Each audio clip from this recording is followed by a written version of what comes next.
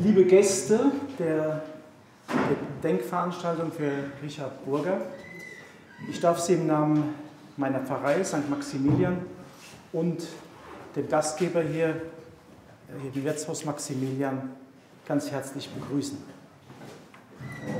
Es gibt im Alten Testament einen Psalm, Psalm 34, da heißt es: Suchet den Frieden und jagt ihm nach.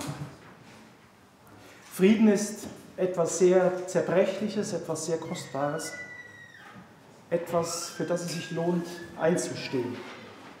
Im Hebräischen heißt Friede Shalom.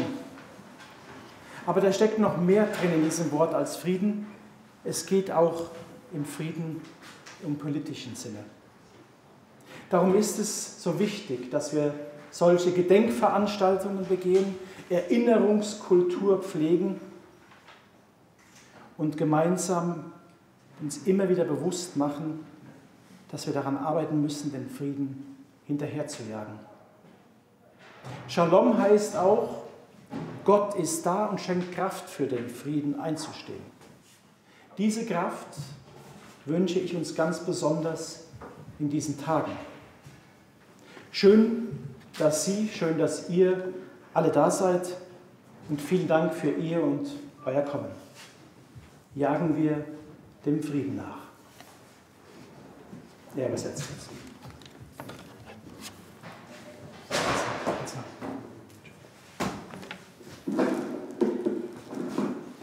Dear guests attending this memorial event for Mr. Richard Burger, I'm just going to translate what Stefan just said to English. Welcome to this typical Bavarian restaurant, the Maximilian, in the very popular Glockenbach district. Strive for peace and pursue it, as can be read in Psalm 34. Peace is both fragile and precious, and something we should always aim for. The Hebrew word for peace is shalom. It also has more meanings, including in a political sense. This is why it's so important to have these memorial events, cherish memories, and also keep reminding ourselves that we all must work on striving for peace together. Shalom also means God is with us, and He gives us the strength to pursue peace. This is what I would hope for all of us in these difficult times. Splendid to see all of you here today. Thank you for coming, and let us go forth and seek peace. So, hello everybody. I will speak a little bit in English and a little bit in German. English is not the best, but it's important for me to be here because I'm okay. Hello everybody, dear Mr. Rüber, dear Mr. Klein, dear family members, and dear Mr. Alof, dear Mr. Knoll, and dear Mr. Blazer. I hope everybody is here. It's a great honor for me to be presenting the mayor of our federal state capital of Munich today and welcoming you, the relatives of Richard Burger. Here in Munich is where Richard Burger lived and worked for many years, where he married and raised his daughter. Here in Munich is where the Nazis humiliated Richard Burger, his wife and his daughter, and deprived them of their rights and sent Richard Burger to Dachau concentration camp, where they murdered him. In the end, his family managed to flee the horrors of persecution. The fate of Richard Burger moves me immensely.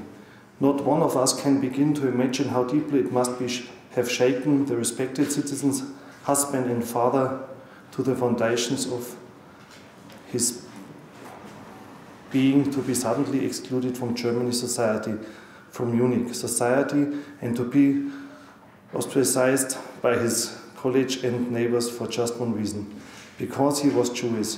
He was one of the 6 million Jewish women, children, and men who were victims of that crime against humanity.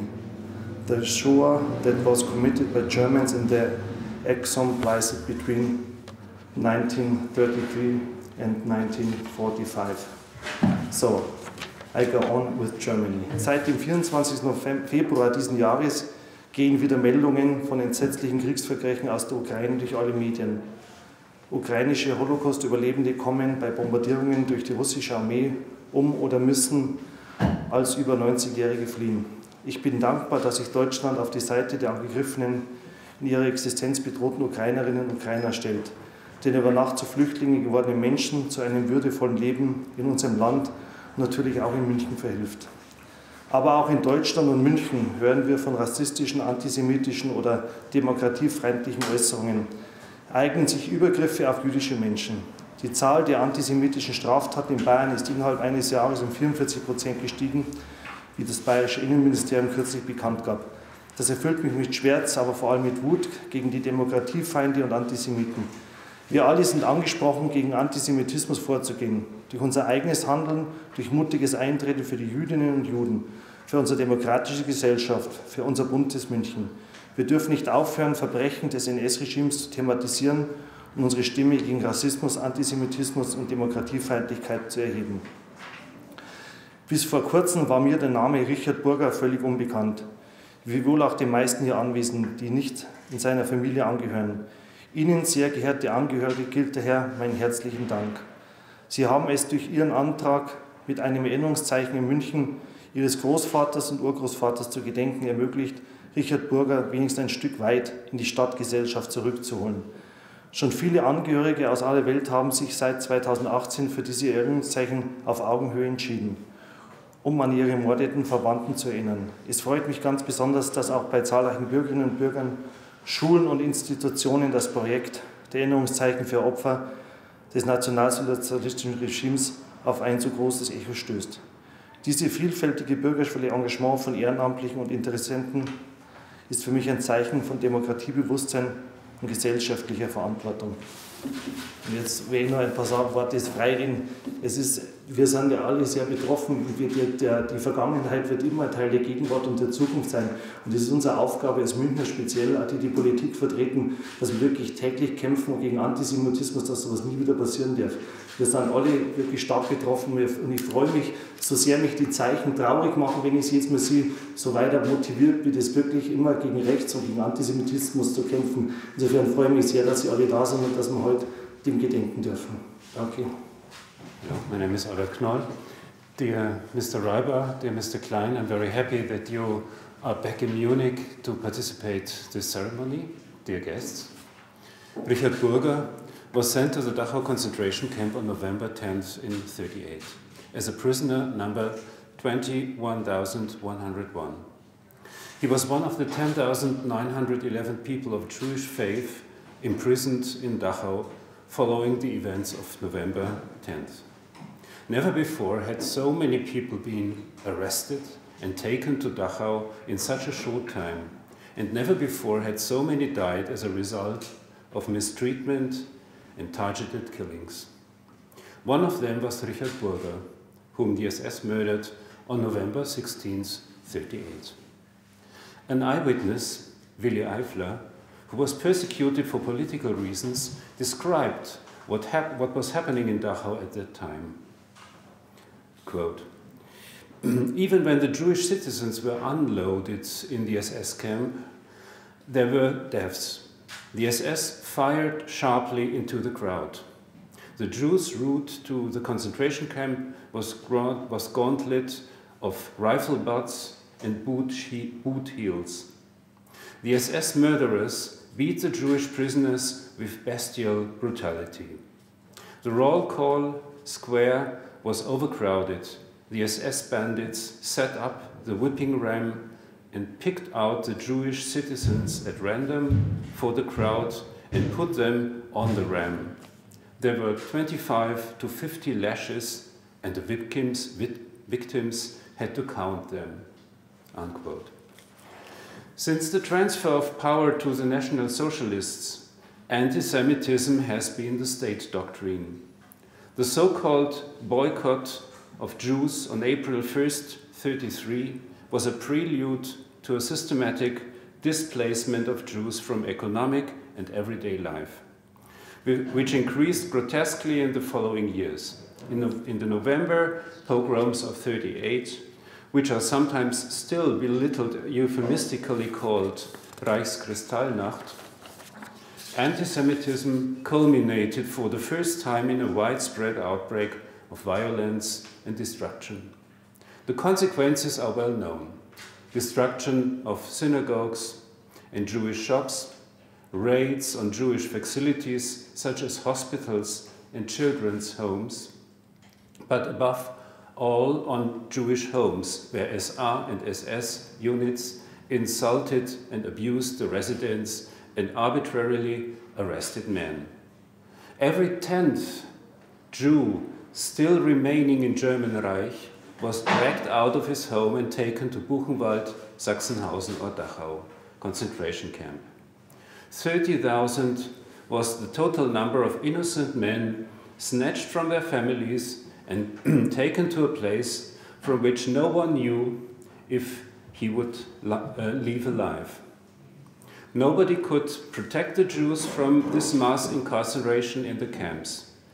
Immediately afterwards, the relatives who stayed behind tried everything possible to get their imprisoned family members released. Richard Burger's wife and daughter did not succeed.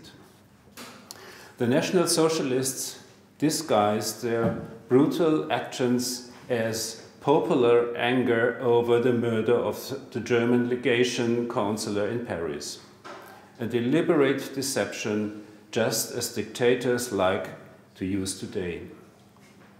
In reality, the barbaric events were part of a wider plan to expel the Jews and all those who were declared as Jews under the Nuremberg race laws, in their entirety from the Reich, and ultimately to kill those who remained. The so-called Judenaktion of November 1938 was a decisive step towards the Shoah. It was the German population, so-called Hitler's willing executors, as Daniel Goldhagen exaggeratedly called them in his book published 25 years ago, who not only looked the other way, but applauded enthusiastically and eagerly enriched themselves from the belongings of their Jewish neighbors. And the November pogrom was also a test for the National Socialists in other respects. Foreign countries reacted only very cautiously to the excesses. So, the way to the Shoah was open to German antisemites, and 3 years later, the mass murder of European Jews began. Back to Dachau and Richard Burger. We don't know exactly what he had to experience in the 7 days in which he was imprisoned in Dachau prior to his murder there. At best, we can reconstruct it from reports by his fellow sufferers. I discovered a 7-page, closely typewritten report by an unknown Jewish prisoner in the memorial archives, from which I would like to quote here. This report describes the yelling and beating, the pointless torture and humiliation of the inmates, the prohibition to attend an urgent physical needs such as going to the toilet, the sleep deprivation inflicted, not to mention the senseless disciplinary measures such as being forced to stand to attention for hours on end. This report was probably written immediately after the author's release from Dachau concentration camp, and it is titled Dachau, a Factual Report. Quote, martial law and cannings prevail in the concentration camp. For the slightest offense, 25 strokes of the cane are dictated and administered. The lives of the prisoners are constantly threatened. The mortality rate in the concentration camps is extraordinarily high. Prisoners suddenly disappear without anyone knowing where. Only days later does it become known that they have died. One day, a prisoner in the barracks went mad, unquote. This factual report was intended to enlighten the world public, which until then had still refused to believe that such events were possible in a European civilized nation. They were possible, and one of their victims was Richard Burger. Thank you. Grüß Gott, mein Name ist Jan Ribas und ich bin einer der Enkel von Richard Burger, von dem Mann, den wir heute gedenken. Ich möchte mich bei allen, die heute angekommen sind, ich möchte Sie begrüßen und mich bei Ihnen bedanken. Vor allem möchte ich bei Frau Hutzemann bedanken aus dem Kulturreferat der Landeshauptstadt München. Aber ich habe hier eine Reihe von Namen. Stefan Maria Arlof, beim Herr Roland Helpter, beim Albert Knoll und beim Benoit Blaser.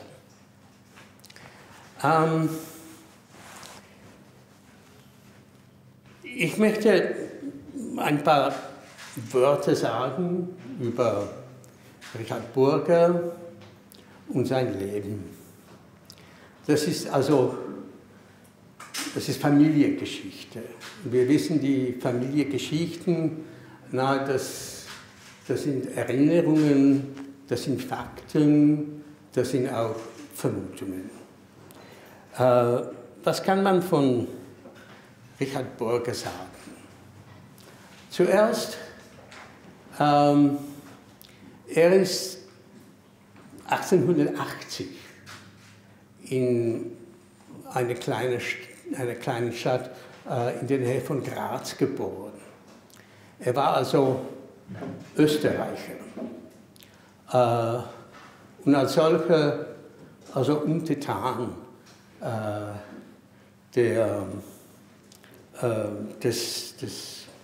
seiner Majestät des Kaisers Franz Joseph II. Das war später wichtig. Er wurde 1914, glaube ich, also er hatte bei der K&K-Armee gedient, und zwar als Unteroffizier. Und was interessant ist, dass er nie von den Erfahrungen des Ersten Weltkriegs gesprochen habe. Mindestens nicht mit der Familie. Mit den Freunden wahrscheinlich schon. Es gab unter ihnen viele von den Veteranen des Ersten Weltkriegs. Das war was ganz anderes. Aber bei der Familie sprach er darüber nicht. Nach dem Krieg ging er zurück ins München. Er fühlte sich hier wohl. Er lebte in München seit 1902. Er hat hier die in München geborene Laura Fischer getroffen. Sie heirateten und 1912 ist meine Mutter, die Helena, hier geboren. Nach dem Krieg kamen dann noch dazu zwei Töchter, die Luisa und die Selma.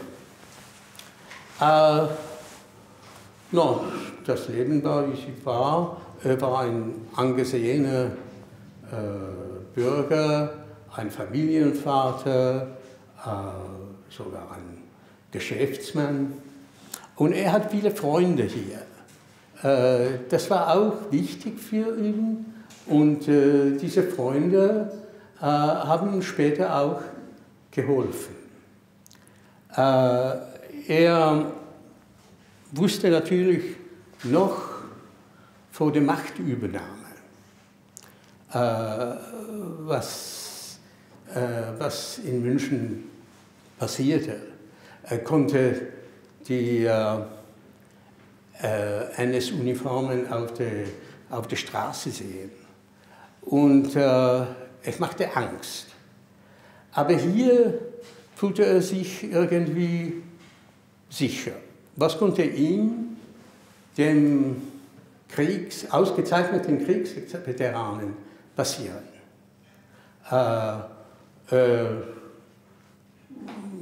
hat, wie gesagt haben, diese Freunde, er war ein leidenschaftlicher Jäger. Ich habe so eine Aufnahme gesehen, wo er mit den Freunden rund um einen Tisch sitzt in irgendeinem Gasthof.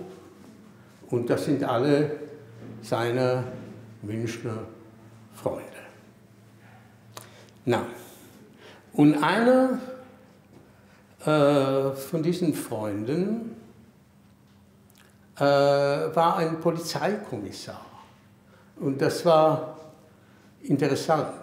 Er hat ihn gewarnt, also kurz, so wahrscheinlich am 9. oder kurz vor der Kristallnacht. Und dann sagte man zu dem Richard Burger, er solle sich verstecken mit der Familie. Das hat er auch getan.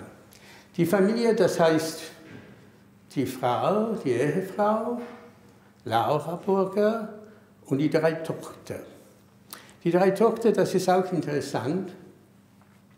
Also die Jüngste, die Selma, sie war eine Tanzerin. Also sie hatte angefangen, als Kind hier zu tanzen. Und zwar an der Münchner Oper.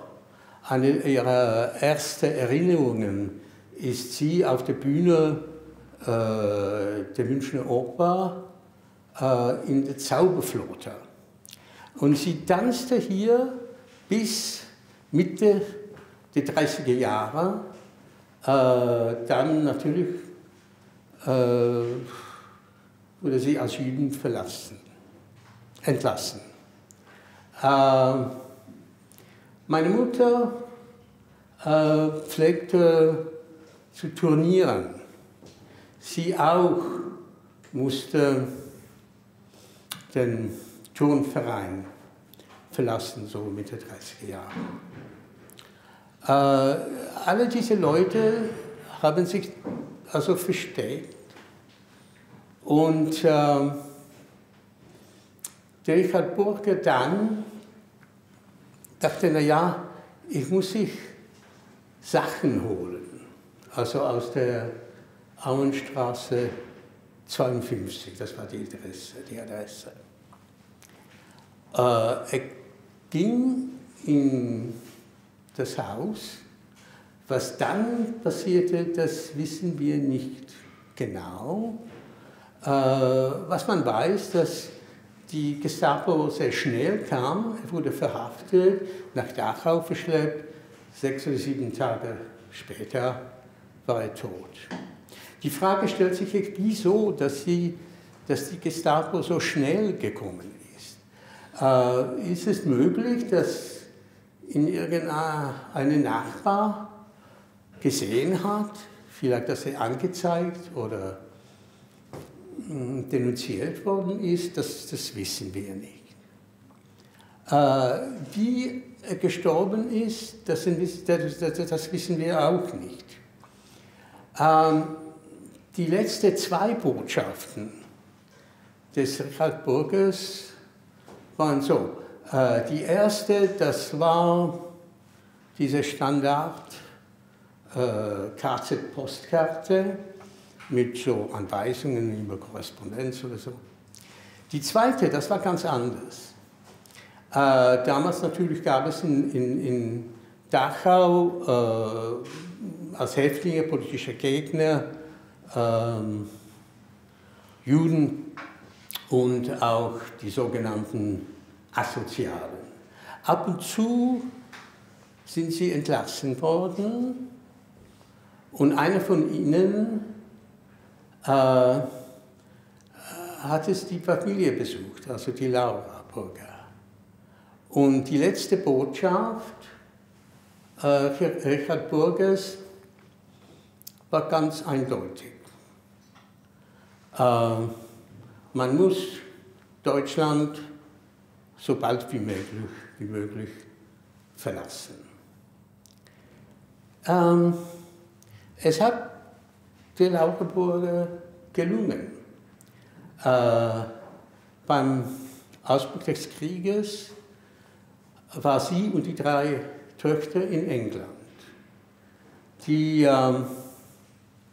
Luise ging mit ihrem Verlobten, dem Oskar.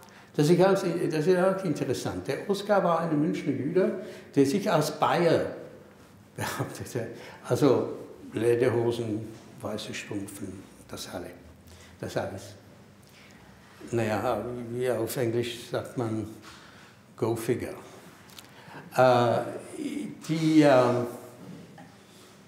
Die jüngste Selma hat einen Studenten in Cambridge kennengelernt. Sie heirateten. Der Student wurde später zu einem bedeutenden Wissenschaftler. Die Luise ging dann mit dem Oskar weiter nach Amerika. Meine Mutter hat einen in Cambridge stationierten tschechischen Soldaten der britischen Armee getroffen. Sie heirateten auch und nach dem Krieg gingen sie in die Tschechoslowakei. Und so sind wir jetzt, also 8 Enkelkinder, 5 von den Enkelkindern sind jetzt hier und auch der kleine Noah, der Sohn von Johanna. Wir sind 8 Enkelkinder. Wir leben in 4 Ländern und 3 Kontinenten, auf 3 Kontinenten. Wir sind Amerikaner, Australier, Engländer und Tschechen. Als Richard Burger zur Welt kam, war er Österreicher und dann vielleicht auch Deutscher, das wissen wir nicht, aber sicher war er ein Münchner. Als er starb, war er weder Österreicher noch Deutscher oder Münchner, er starb als Jude. In seinem Leben war er hier von Freunden und einer liebevollen Familie umgegeben. Am Ende aber starb er allein. Einer der vielen Opfer des Rassenwahns der Zeit. Danke.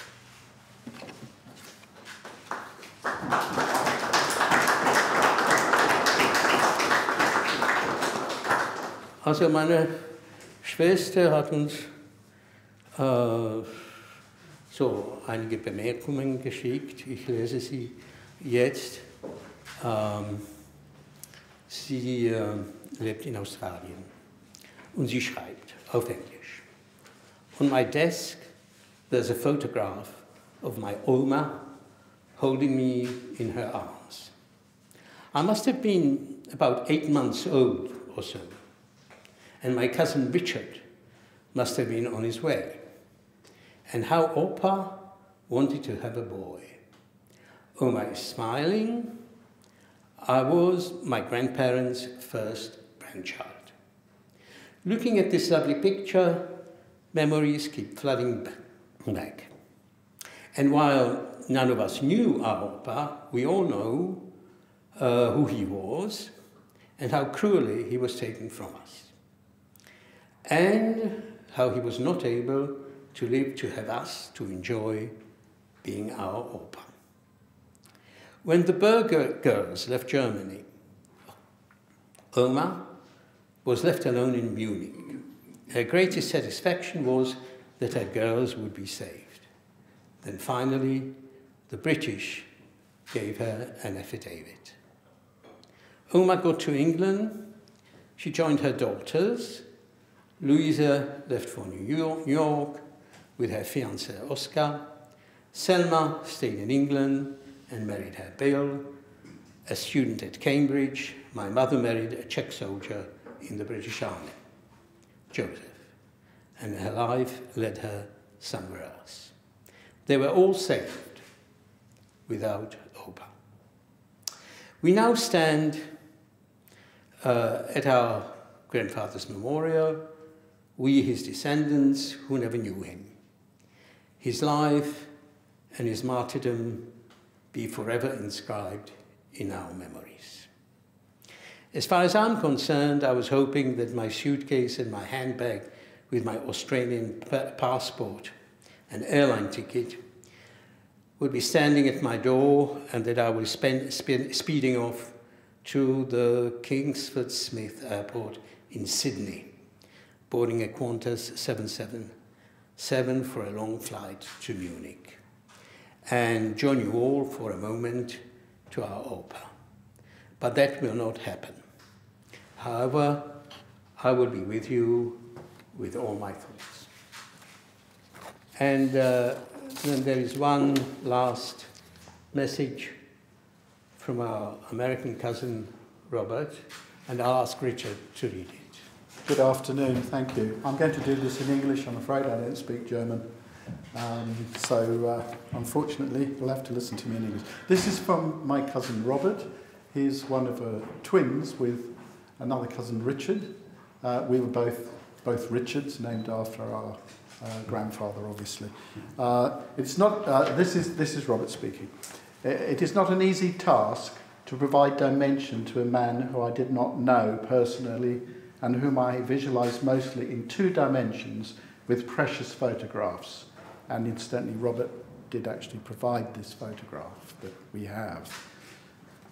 Fortunately, a 3rd dimension is added indirectly by vivid stories and anecdotes of others who knew him and loved him, his wife, our Oma, and our mums, his daughters. I know from my own late parents of his goodness, kindness, Bavarian humour. I know from others, friends of our family, whom I've met during my first trip to Munich years ago, how they spoke glowingly of him. Quote, a very nice and decent man, they all said. I know how he adored his family and struggled mightily to make a living for them in most trying times. I know from my mom that she adored him for relaxing certain rules of traditional German courtship etiquette by giving her unexpected freedom to spend time with her fiancé, my dad. That was Oscar. She said he did that because he knew how much sweeter her life would be in those dark times. This was one measure of the man I know from her, how her sisters all cherished him, how her parents encouraged them to be their best friends. Today, we remember not only with words, but with tangible reminder, a plaque that says a good man lived here, in Munich, at a different time and with a different spirit. And we note proudly that Richard Burger had 8 grandchildren and many great-grandchildren with myriad talents and skills, and through them he still lives. Thank you very much. We are together to remember Richard Burger.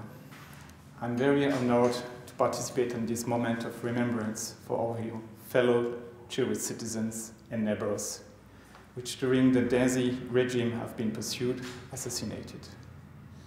This neighborhood has been their home. They have been a part of our neighborhood society. Before the arrival of the Nazi regime terror, many Jewish citizens have been living with their families and have been working here all around this area. Many have been working in small local manufacturing businesses within the district. Furriers, workshops, tailor shops, laundry, and much more. The synagogues, kosher shops, and cultural associations in Kletzestraße, Ickstadtstraße, Ansagstraße, Reichenbachstraße, all the streets run here, are the proof of the presence of a very lively Jewish community in our neighborhoods at that time. In the night of 9th November 1938, Jewish families, facilities, shops, and homes have been attacked, injured, or damaged by anti-Semitic terror. Many Jewish citizens like Aicher Burger have been deported and later assassinated.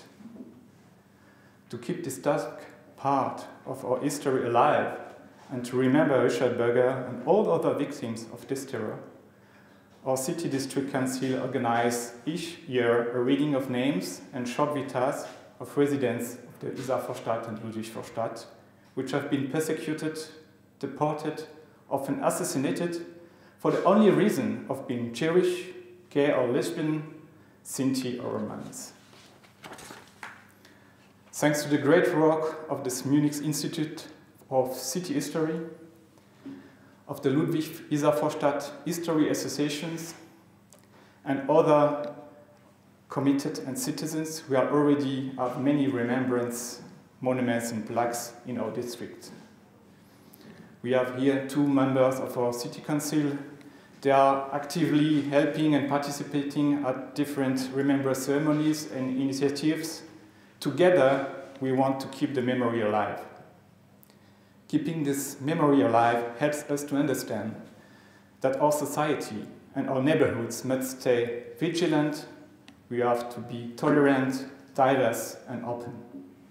We are obliged and committed to continue the fight against racism, anti-Semitism, homophobia, and all forms of discrimination and exclusion.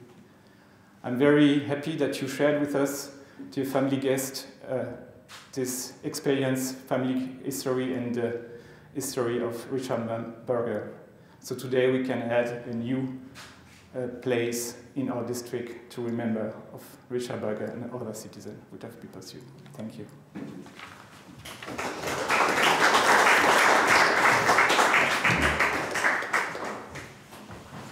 Thank you very much, everybody. We would now go to Auenstraße 52 and put the memorial sign into the column.